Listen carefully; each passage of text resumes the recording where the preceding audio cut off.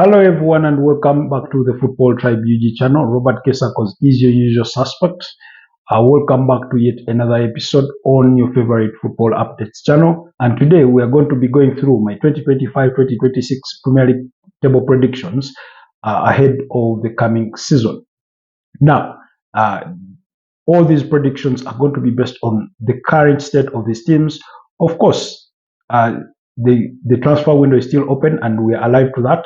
That teams could still make some changes. There could be players outgoing, and there could be players that do come in that could possibly shift our perception or our overall view about some of those teams. But that notwithstanding, with the Premier League set to officially kick off on Friday, August the 15th, when Liverpool host AFC Bournemouth, we're going to be assessing all the Premier League, 20 Premier League teams in regards to where they will finish.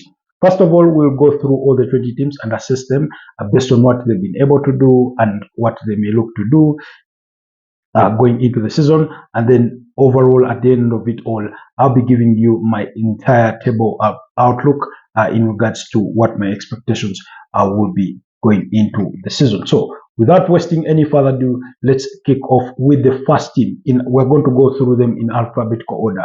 So Bournemouth is that first team. In terms of Bournemouth, while I do not expect them to be relegated, I do expect that they may not be as good as they were last season. Yes, they do have a very good manager in Andoni Iraola, but I get the feeling that there's been one too many changes, especially in their backline that was quite pivotal to all their good performances in as far as last season was concerned. Remember, they were able to finish 9th on the Premier League table, and key to that was players like Dean Howson, who has since left to join Real Madrid in a £50 million deal. Then the other was Ilya Zabani, that's the 22-year-old Ukraine defender who is now joining PSG. And then, of course, they lost Milos Kerkez, arguably the best left back for me, in my opinion, in the Premier League last season, did leave to join Liverpool.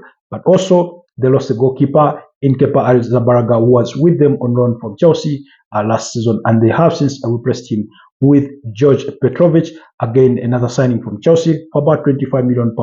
Of course, they did sign Adrian Trafford from Stade Rennes for about £14.4 million as a replacement for Milos Kerkez, who I think, by the way, is a very, very good replacement. He was captain, part of the leadership group at Stade Rennes.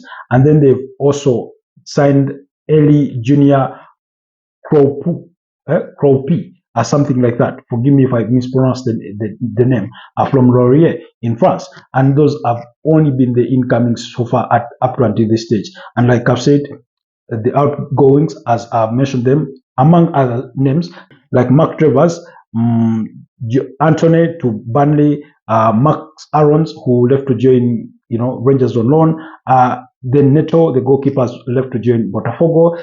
While I think those could be one too many changes in the backline, I also maintain that they do have a very, very good manager in Andoni Iraola. So while I do not expect them to perform as good as they did last season, I do not expect them to get relegated, so they could finish somewhere within the mid-table places or on the second page, but we'll see. Then quickly, second on that list is Arsenal. Now, Arsenal for the last 3 campaigns has been finishing second on the Premier League table. That's starting from the 2022-2023 campaign, then 2023-2024, and last season 2024-2025. They've been coming second to Manchester City twice and to Liverpool. Last season finishing behind Liverpool with a deficit of 10 points, which was the biggest margin in those second 3 consecutive finishes, because in the initial campaign they did finish 5 points behind Manchester City.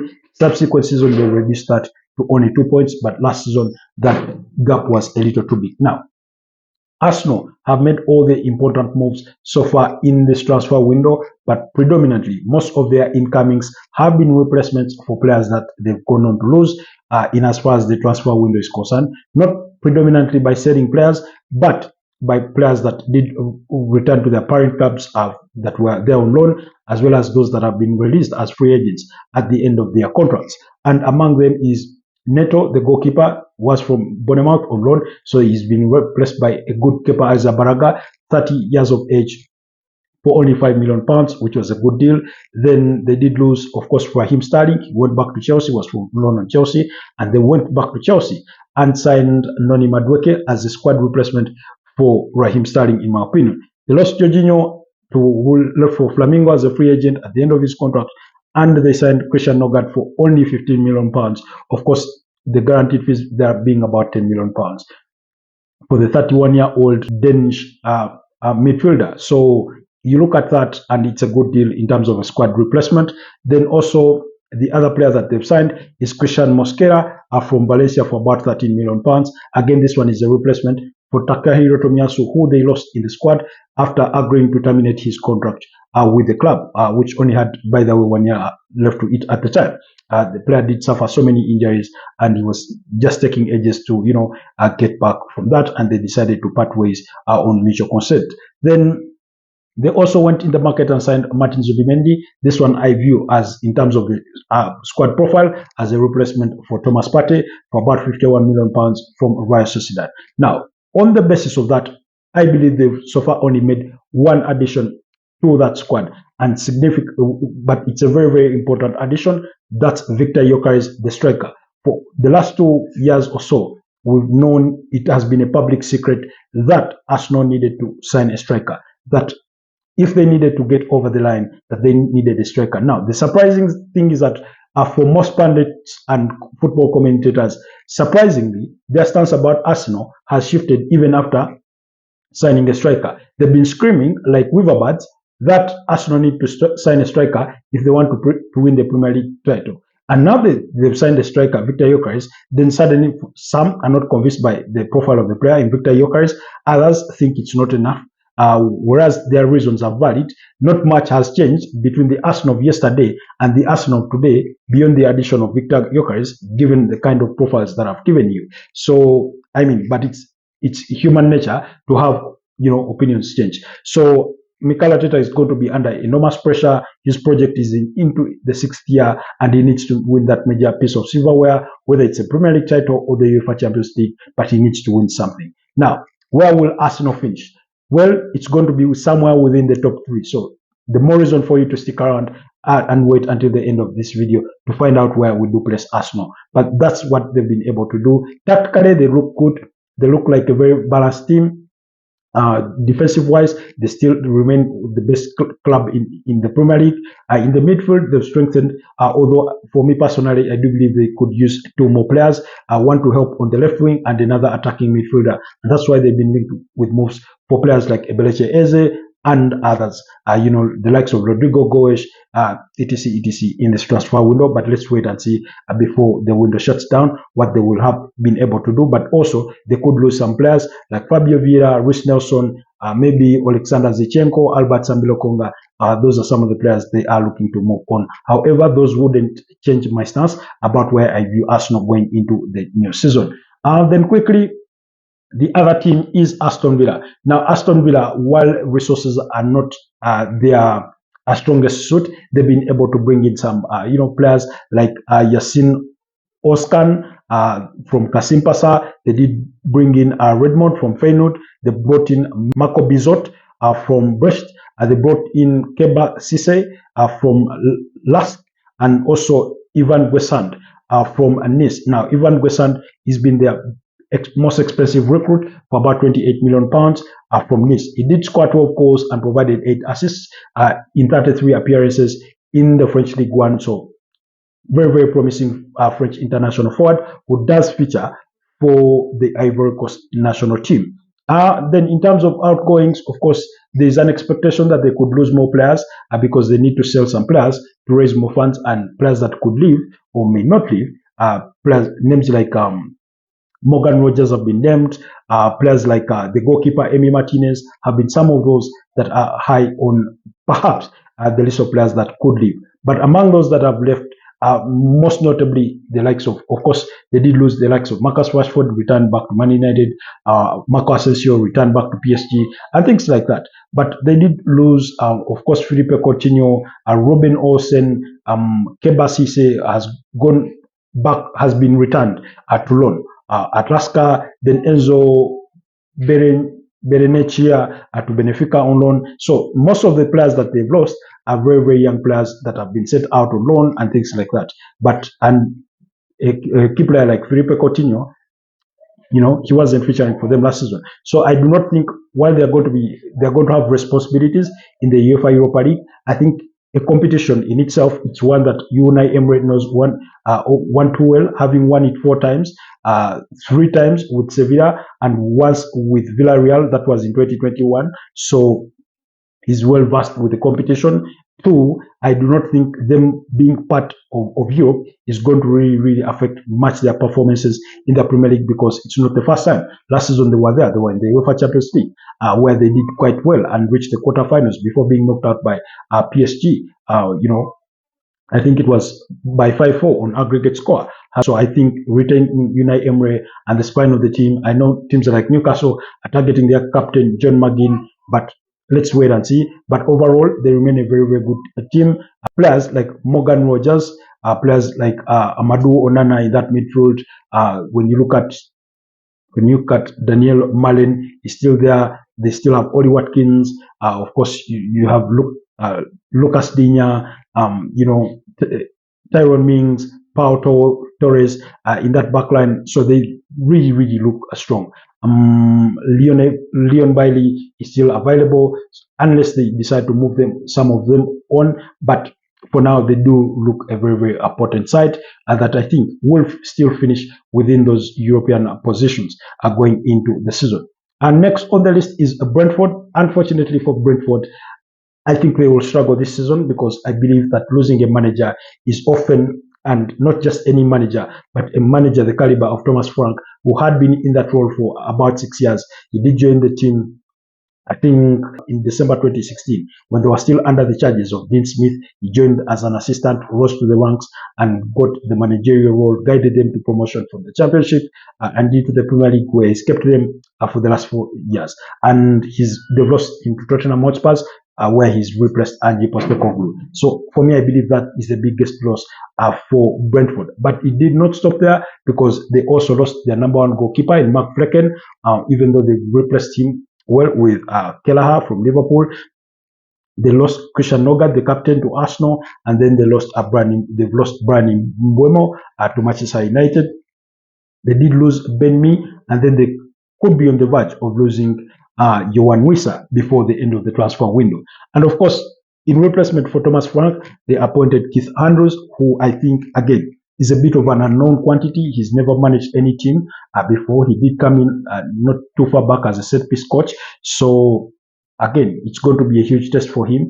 But while the managerial change in the team itself is one that we believe is a little too big at handle, going on to lose some of your key players, your biggest goal scorers, does not really leave you in a very strong position. However, they've been able to add in some players like Michael Kayode from Fiorentina. They did bring in Kelleher from Liverpool, Anton Milambo from Feyenoord, Jordan Henderson did join as a free agent from Ajax, as well as Romelu Donovan from Birmingham. So those have been some of their additions, but nonetheless, I do believe that they will struggle throughout the campaign, and they could face the threat of relegation. So just wait it out and see where eventually I think they will finish. The next in line is Brighton. Brighton, while they've had some significant outgoings, I do not think it will be enough to change Fabian Hasler's team, but also because they've also brought in some major recruits. I know they've lost players like Simon Adingra, they've lost Joao Pedro. That's a very, very significant player within their ranks. Joao Pedro joining Chelsea, Simon Adingra going to Sunderland, Pavis Estupiñán going to AC Milan. Of course, Ivan Ferguson was always on the fringes. He did join Roma on a season-long loan with an option to buy. James Biadel did join Birmingham on loan. So those have been some of the outgoings at Brighton and Hove Albion, especially when it comes to notable figures. In terms of incomings, they brought in players like Max Di Cupia from Braga for about £17.3 million. Oliver Boscagli from PSV Eindhoven did join. Diego Copla did join from Hellas Verona, and Tom Watson did join from Sunderland for £10 million. And we're talking about as well as Chalalampos Kostolas from Olympiacos. I hope I pronounced the name really well because it's a bit of a difficult one. And Neil Ramings.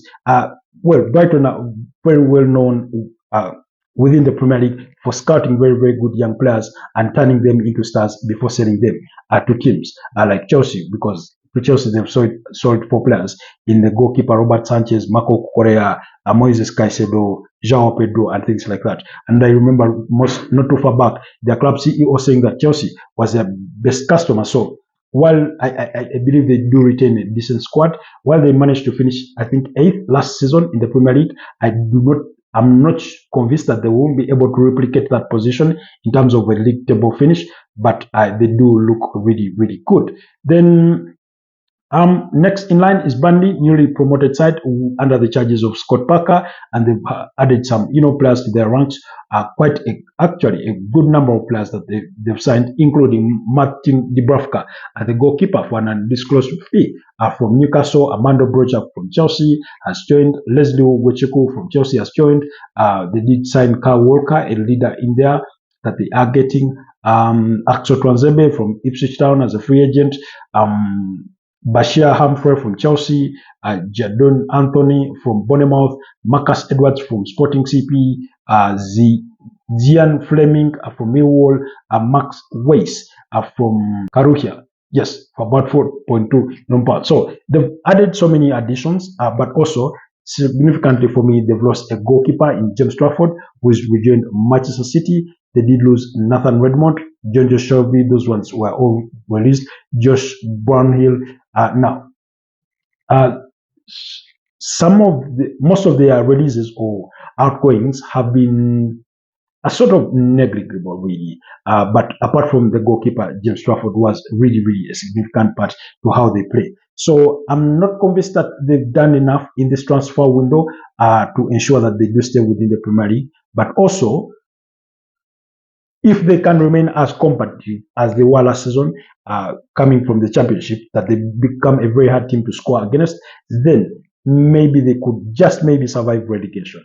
Just maybe. But anyways, we'll see how the table standings will look like at the end of my prediction. Then quickly, let's go to Chelsea.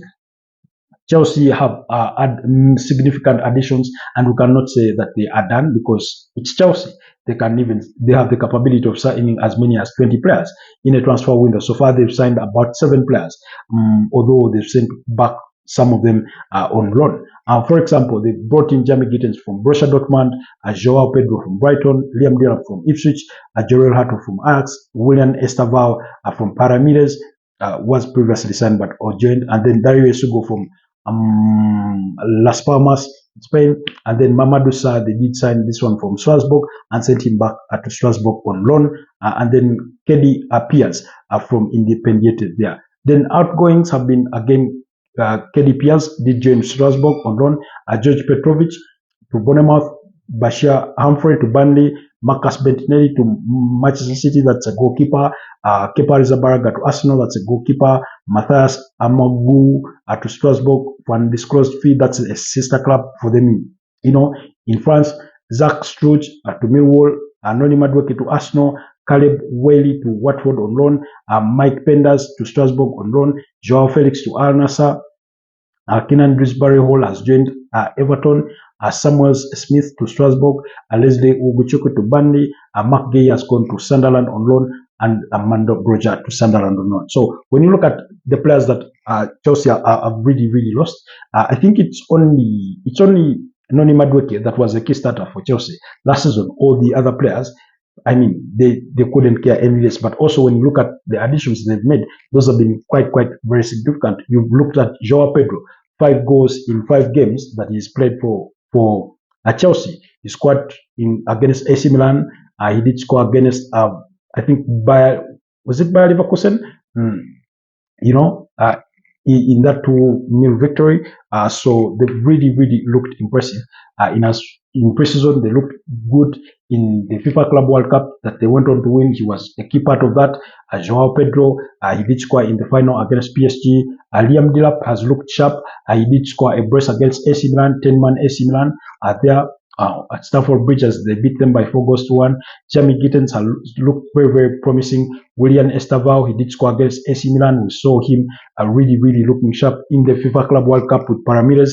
So Dario Sugo has looked good in that midfield, coming on as a substitute. So they've added very, very good players. They are still in the market trying to pursue Xavi Simons as well as Alejandro Garnacho from Manchester United.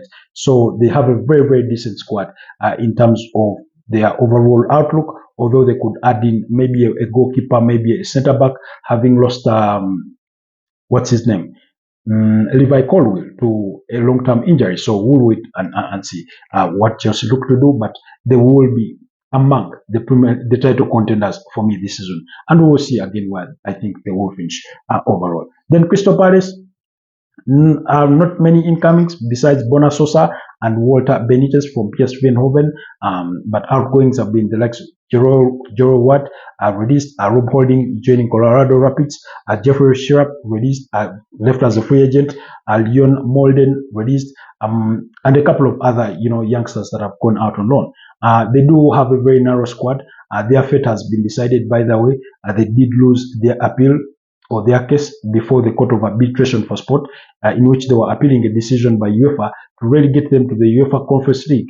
Yet they did qualify for the UEFA Europa League after beating Manchester City to win the FA Cup. Now, the reason as to why they were relegated to the UEFA Conference League is because they were found in breach of the multi-club ownership rules, because their shareholder, John Textor, the American investor, I think with Eagle Sport, is also a shareholder and majority owner with Olympique Lyon over there in France, and they were said to be in the same competition. Now, it's a bit of a controversial rule and decision. Of course, Crystal Palace wouldn't have known that they would be in the Europa League because they have never won any major trophy in their lifetime. So the FA Cup was their first. And never mind that over the weekend, they did beat Liverpool 3-2 on penalties that proceeded the 2-all draw to also win the Community Shield.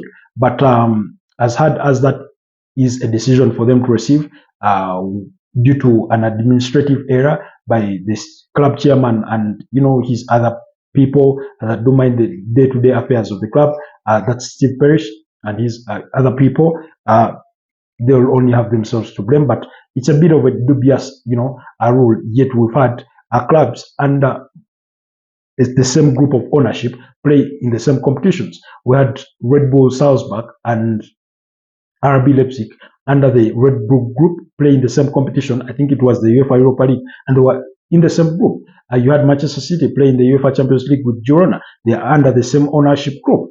So you've had those kinds of things. You had Manchester United and Nice Nice from France play in the UEFA Europa League, yet they are under the same sort of ownership. Sir Jim Ratcliffe with Ineos and things like that. So, but anyways, that notwithstanding, Paris will accept and play in the UEFA Conference League. At least they have a manager who has a bit of experience when it comes to European football. He did win the UEFA Europa League with Eintracht Frankfurt in 2022. That's Oliver Glasner, and he's guided them to 2 pieces of silverware in the FA Cup and the Community Shield in the last 1 year. He did join the club in on February 19th, 2024, replacing Roy Hodgson, and I think he's done really, really well. However, when I look at their overall squad, I believe it's too narrow to compete favorably on both parts in the UEFA Conference League as well as in the Premier League. So they could sort of maybe struggle a bit. Then Everton are really, really in the market. They're very, very busy. They brought in players like Keenan Dewsbury Hall from Chelsea, Amadou Asno, Mark Travers from Bournemouth, Thiono Barry from Villarreal, that's a striker, as well as Alcaraz from Flamingos. So, and they do remain in the market. I think they've agreed to sign Jack Grealish from Manchester City on an initial loan with an option to buy for about £50 million. A fee I do not agree with, but perhaps it will depend on what the conditions of that time are. Then they've had so many outgoings. Players like Abdul Diakole, this one has joined Nayom SC in the Saudi Pro League. Players like Ashley Young have left. Joao Virginia, then Neil Mope, and a bit of others. But you do feel that given they are still busy in the market, I think David Moyes knows this team one too well, and he will be able to handle them, and they will perform better than they did last season. Because last season they had to sack Sean Dyche and bring in David Moyes to help them steer them away from relegation, and they finished as high as 13th on that Premier League table with 48 points. Remember, they've gone to a new stadium, which will be also a big boost to their finances going forward, and I think they will compete favorably well. Players like Dominic Calvert-Lewin have equally left, and I mean, he was so much injury prone. I do not think they will dwell so much on that. Then quickly we'll go to Fulham. Fulham have only had one incoming in Benjamin Locomotive. They are from Montpellier. They are still in pursuit of two Arsenal players in Rhys Nelson and possibly Alexander Zinchenko. Finances are a bit of an issue for them, but also they've not had any major outgoings beyond the likes of Willian, who has been released, Carlos Vinicius released, Lucas Hammond released, Callum Osman released to Celtic, Steve Bender out on loan to Millwall, so I do not think they will be losing over that. Marco Silva will continue to compete favorably, so I'm not worried about Fulham. Then Leeds United, this is one of the three teams that were promoted to the Premier League from the Championship that I think could have a chance to stay within the top flight. Not best just for the business they've done, but also the kind of manager they have, Daniel Farke. If we can adjust his system to be a little bit more combative, to be not so open to concede one too many goals, I believe they could have a chance. The Errand Road boys. They brought in Anton Stach from Hoffenheim, Sebastian Bono from Wolfsburg, Lucas Meka, Jack Bijol, Sean Longstaff from Newcastle, Lucas Perry from Lyon, Gabriel from Lille, and then they've had few outgoings really that are sort of negligible, I guess, and I think they will compete favorably well. Then we go to Liverpool. Now, Liverpool, these are favorites to win the Premier League title by the assessment of many, including myself. They are still favorites, but again, I'm not saying they're going to win it, but because they are the defending champions, they come in as outright favorites. It's their title to defend. And when you look at the kind of transfer business they've been able to do, I think they've recruited really, really well. They've strengthened an already good side, bringing in Milos Kakes at left back, bringing in Jeremy Frimpong as a replacement for Alexander Trent-Arnold at right back, bringing in Florian Wirtz as an attacking midfielder from Bayer Leverkusen, their biggest, most expensive buy, the club history, Georgi Madashvili from Valencia. They joined Hugo Ekitike from Eintracht Frankfurt, Amani Pesic from Puskas Academia, as well as Freddie Woodman. This one joined as a free agent. Third choice goalkeeper after being released by Preston North End. What would have thought? Quite a dream move for Woodman there. Anyways, they've also had some significant outgoings for players like Darwin Núñez has joined Al Hilal, Alexander Trent-Arnold joining Real Madrid, Kelleher going to Brentford, Jarell Quansah joining Bayer Leverkusen, Luis Diaz joining Bayern Munich, Tyler Morton going to Lyon, Ned Phillips going to West Bromwich Albion, Joras to Ajax on loan, as well as Owen Beck on loan to Derby County. So when you look at the incomings, I think Liverpool are better strengthened. However, I do feel that they are still a bit short when it comes to their backline, their defense, having lost Jarell Quansah, and they are yet to replace him squad-wise. They are looking at only Virgil van Dijk, Ibrahim Konate, a makeshift Wataru Endo for their centre-back, depth, and then Joe Gomez, who is oftentimes injury prone. When I look at that midfield, I feel that they could have used maybe a central midfielder, and then given that they've lost three forwards they've lost in Darwin Núñez, Luis Diaz, and then the unfortunate demise of Diego Jota, I think that should communicate something that maybe they need to bring in another player in the front lines. However, they do have some brilliant youngsters that perhaps they could be the next Raheem Sterlings of this world. You never know. And that's where I do believe maybe Riongo Moha is being counted on to, come and provide competition within those ranks. So they're looking very, very decent. Then next is Manchester City. Manchester City sort of, because they did a lot of business early on in the transfer window before going to the FIFA Club World Cup. And because they've not had any marquee signings, no player has been signed in this transfer window above 50 for 50 million pounds plus. Sort of they've gone under the radar, and that's how they could be dangerous next season.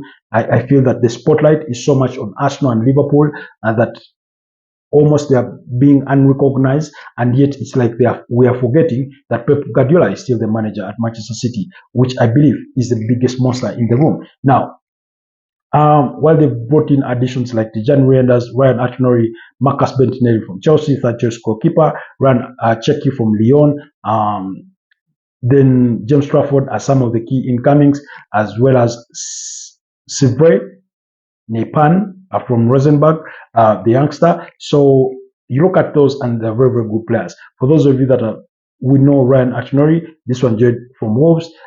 He's very, very capable, very good left back. Dejan Reinders, I mean, I've watched a glimpse of him in preseason, and he's really, really looked very good. So we'll have to see, but they've also lost some very, very significant players like Kevin De Bruyne. I mean, how do you replace Kevin De Bruyne? Almost irreplaceable in some way. Then you look at Kyle Walker with all his experience. I know he spent the second part of last season out on loan to AC Milan, so it's not a big surprise. They're losing Jack Grealish in terms of squad depth. But squad depth won't be an issue. They're losing James McAtee, a youngster that could join Nottingham Forest. That deal is close to being agreed unless anything changes.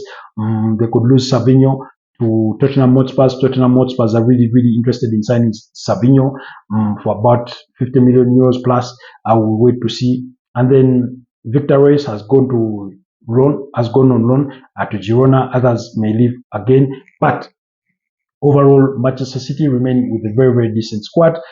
Their challenge is that Rodri, while he did return from that long-term injury, he's yet to be the old Rodri that we do know. And in fact, he's going to miss the start to the new Premier League season with an injury that will see him out until mid-September. But if he can come back and slot in, I think Man City will be a major, major force. And I do believe they are going to be another title contender. In any case, they could make it a 3-title horse race.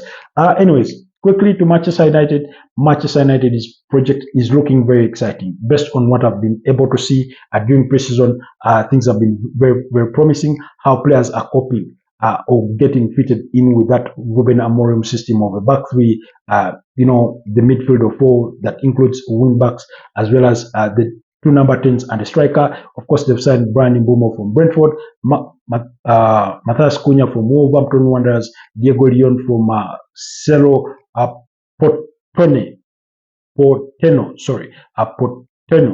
there from Paraguay, and then Benjamin Sesko from RB Leipzig. Very, very good additions. They are predominantly added goals. They remain active in the market looking for a midfielder, although they need to fast move on some players. They've cut out the old guard that needed to be cut out, at least for majority of them. Christian Eriksen, Johnny Evans, Victor Lindelof, Marcus Rashford leaving for Barcelona on loan, and a few other youngsters. But they are looking to move on. Of course, Alejandro Garnacho, Anthony, Rasmus Højlund, who is a target, by the way, for AC Milan. Anthony is a target for Real Betis, although they looks like they do not have the finances. Jadon Sancho will be leaving. Alejandro Garnacho is a target for Chelsea, and things like that. But overall, when I assess, especially when I watched them during the Premier League Summer Series in the USA, in which they played West Ham, Bournemouth, and Everton, they really, really look decent with their system. Everything has not yet clicked in place, but at least it's very promising, and I do believe that they are going to bounce back from the 15th place in which they finished last season and come within some, European position places around there.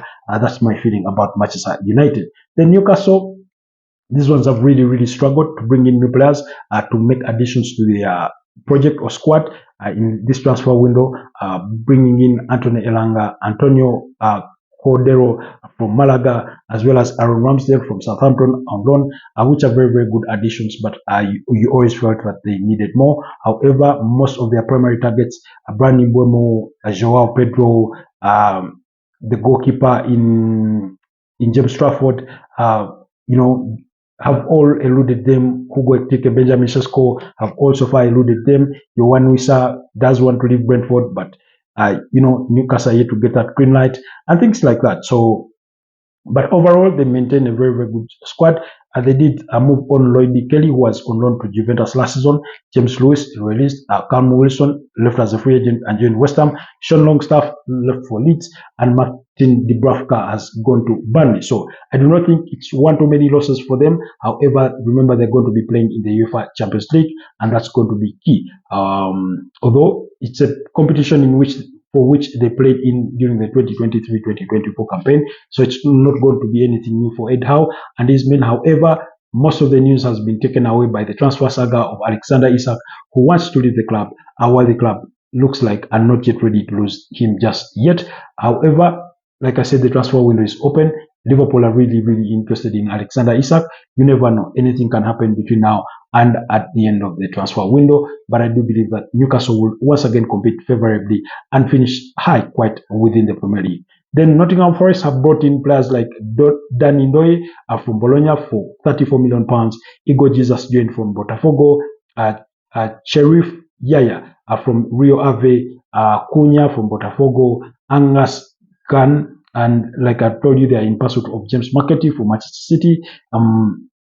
They managed to keep a hold of Morgan Gibbs-White, who almost joined Tottenham Hotspur in this transfer window, which I believe that was a very, very positive thing. They're going to be playing in the UEFA Europa League, which could affect their competitiveness when it comes to the Premier League. And I do not think they will still finish as high as 7th like they did last season. But I do not think they would be staring anything like the bar of relegation. So they will be okay. Then they did lose players like Anthony Elanga. That one has left for Newcastle. And a few others really, but those are very negligible. They managed to get Ola Aina on a new contract, and they want to give what's his name, Callum Hudson-Odoi a new contract and things like that. They do have one of the highest goal scorers in Chris Wood last season, so I think they will be okay. Then Sunderland, of course, they finished 4th. I think the championship last season, many of us did not think they would qualify to come to the Premier League. I thought Sheffield United were the better side that they needed. They are the ones going to come to the top, but it was Sunderland that came through. They made significant additions, getting McCoy from Chelsea on loan, signing players like Granit Xhaka, comes with lots of experience from Bayer Leverkusen. He knows the Premier League too well, having played at Arsenal for about 5 seasons or so. Simon Adingra joining from Brighton and Hove Albion. Simon Adingra joining from Brighton and Hove Albion at the 2023 Africa Cup of Nations Young Player of the tournament. That tournament that was played in 2024. Habib Diarra coming in from Strasbourg as a replacement for Job Bellingham. Enzo Lifi from Roma. Noah Sadiq from Union Saint Golice. Mandava from Atletico de Madrid. Then Talaubi from Club Brugge. So very, very good players that they've added to their ranks. However, sometimes one too many changes, getting that every piece of the puzzle fit well within together could prove to be a challenge, which could see them have a false start to the Premier League season, which may hurt them. And they could be among the relegation candidates. Then Tommy Watson, of course, they lost that one to Brighton before they even confirmed their qualification to the Premier League. Joe Bellingham left for Borussia Dortmund. Anyways, quickly to Tottenham Hotspur. These ones are suffering with so many injuries. James Maddison out for 6-7 months. You have Radu Dragson, the centre back, out injured. Dijan Kulusevski and a couple of others really. So they are struggling with so many injuries, but they've been able to bring in players. Kevin Danso joining from RC Lons was there on loan. Then Matthias Tel from Bayern Munich was with them last season on loan. Mohamed Kudus coming in from West Ham is a very good addition. Kota Takai from Kawasaki Frontale, they are coming in. João Paulinho, very good addition. The Portuguese 30-year-old holding midfielder, was formerly at Fulham before joining Bayern Munich, so they've gotten him on loan. Very good addition for them, as well as Luka Voskovic there coming in as well. And they are still very active in the market. Like I've told you, they are interested in Savinho. They could look to bring in another attacking midfielder. but they are going to be back in the UEFA Champions League, having won the UEFA Europa League last season before sacking Ange Postecoglou, who has since been replaced by Thomas Frank. So, Premier League the outgoings are Pierre-Emerick Højbjerg to Roma, Mickey Moore. Some of these, most of them are youngsters that have gone on loan. Other releases have been like the likes of Fraser Foster, the goalkeeper, Sergio Reguilon, Alfie Whiteman. Those are players that have been released, while others are youngsters that have gone out on loan. And then quickly, West Ham United, these ones struggled last season. I do not see how they do not struggle this season, and not much has changed for them to convince me that they will be significantly or miles better than they were last season. Of course, they brought in the goalkeeper from Leicester City, Mads Hermansen. They brought in Callum Wilson as a free agent. Maybe he comes in to replace a departing Mikel Antonio. Carl Walker-Peters as a free agent. Daniel Cummings, Alhaji Malik Diop from Slavia Praha, Dick Chuen, as well as Jean-Claire Todibo, the centre-back there. Now, they had so many outgoings, like I said, Mohamed Kudus, Patrick Kelly, Shane Moore, Aaron Croswell, Vladimir Kofol, Kamaria Sway, Mikel Antonio, Lucas Fabianski, Danny Ings, Katsuma. All those have been some major outgoings, which I believe could hurt them in the long run. And then Wolverhampton Wanderers, I think this one's losing Matthias Cunha does not really help them. Losing Ryan Atinori does not really help them. Among a few others, Goncalo Guedes to Real Sociedad. All those do not help. While there have been other, Nelson Semedo was released, as well as Craig Dawson. Again, they won't lose sleep over those, but they've only signed David Mola, Wolf from AZ Alkmaar, Arias from Fluminense, and Jürgen Strand-Larsen from Celta Vigo. This one was with them already on a season-long loan last season, and then Far Lopez from Celta. Again, Vita Pereira will be in for a run, and I believe Wolves could struggle next season. So that's the outlook of the 20 Premier League teams, and here now is where I do expect them to finish on the Premier League table. In terms of the relegation, I do believe Burnley, Sunderland, and Brentford could be the teams that get relegated. That's what I do believe at this stage, unless otherwise. And then in 17th place, I do expect Leeds United. I do expect Wolverhampton Wanderers to finish 16th. I do expect West Ham United to finish 15th. Crystal Palace to finish 14th. Bournemouth to finish 13th. Everton to finish 12th, a place higher than they did last season. Fulham 11th. Brighton and Hove Albion finishing 10th, Nottingham Forest 9th, Tottenham Hotspur finishing 8th, Manchester United finishing 7th, Newcastle finishing 6th, Aston Villa finishing 5th, Manchester City finishing 4th. A bit of a controversial one. I know. Now, guess what the top 3 are? Of course, Chelsea number 3 is who I have got. And now the title is left between Arsenal and Liverpool. Liverpool have done very brilliant pieces of business. However, I do believe Arsenal will be champions of the 2025-2026 Premier League season, and that Liverpool will come second. Yeah, that's my belief. There you have it. Again, a lot of these predictions will depend on how, injuries can be a factor, but we do not want many of those excuses. Teams go into the season knowing that injuries can happen on any given day, but the amount of pressure that is going to be on Mikel Arteta, given the loads of investment he's been given over the years in building this project, this is the season which it's a make or break season for Mikel Arteta in terms of his project bearing fruit, or otherwise they will stand to start losing some of their stars that want to win major pieces of silverware. Players like Bukayo Saka, players like William Saliba, players like Gabriel Magalhaes. These are players that are highly sought after by the European elite. And if you do not win silverware, then how do you convince them to stay and continue with your project and something like that? So I do believe that Arsenal will get it over the line this time around and win it. Probably the same way Liverpool did it, not with the same number of points, but the way you remember when Liverpool kept on coming second until they won it in 2019-2020. I believe this could be Arsenal's year. They go on to win it.